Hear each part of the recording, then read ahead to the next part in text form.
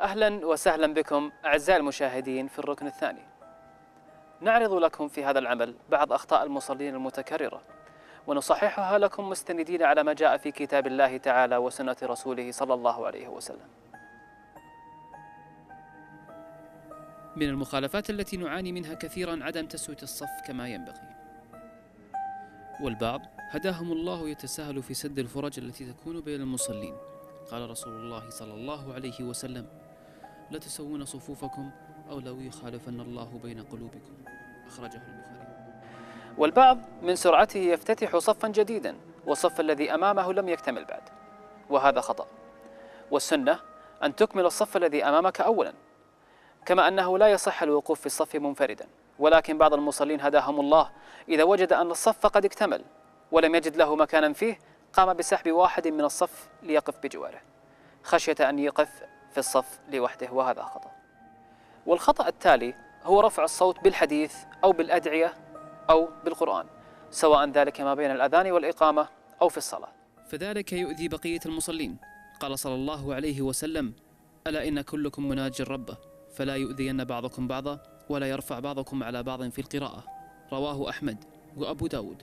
وذكر شيخ الإسلام ابن تيمية ورجح ذلك الشيخ ابن عثيمين رحمه الله إلى أنه يكفي تحريك اللسان والشفتين وإخراج الحروف من مخارجه. من الأخطاء أيضا أن البعض يدخل المسجد والإمام ساجدا أو ما بين السجدتين ونحوها، فيبقى واقفا ينتظر الإمام حتى يقوم.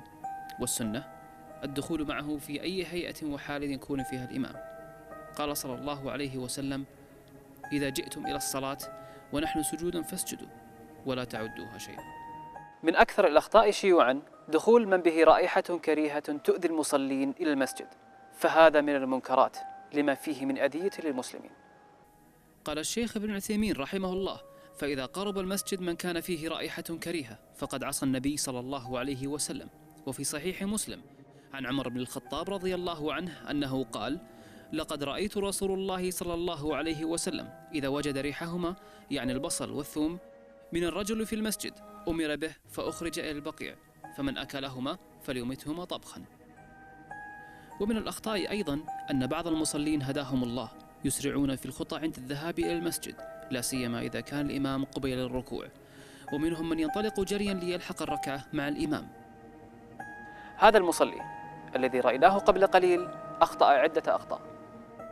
هذا المصلي لم يحقق شرط السكينة، فهو بذلك يعد مخالفا لما جاء في السنة المطهرة. وهنا أخطأ في رفع اليدين لتكبيرة الإحرام فلم يرفعهما جيدا، والصحيح أن يرفع يديه حذو المنكب أو حذو الأذن. ومن المخالفات والأخطاء التي تبطل الصلاة قيام المسبوق، أي الذي فاته شيء من الصلاة فيقف لقضاء ما فاته قبل تسليم الإمام التسليمة الثانية. قال صلى الله عليه وسلم: أيها الناس إني إمامكم فلا تسبقوني بالركوع ولا بالسجود ولا بالقيام ولا بالقعود ولا بالانصراف. والمراد بالانصراف هنا هو السلام.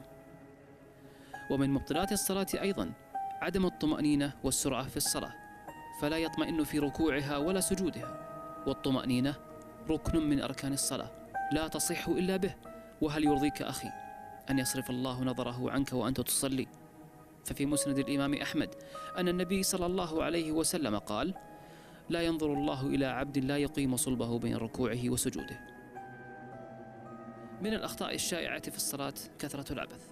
يقول العلامة بن باز رحمه الله: السنة للمؤمن أن يقبل على صلاته ويخشع فيها بقلبه وبدنه، ويكره العبث في الصلاة كتحريك الأنف واللحية والملابس والاشتغال بذلك، ويترك العبث قليله وكثيره حرصا على تمام الصلاة وكمالها.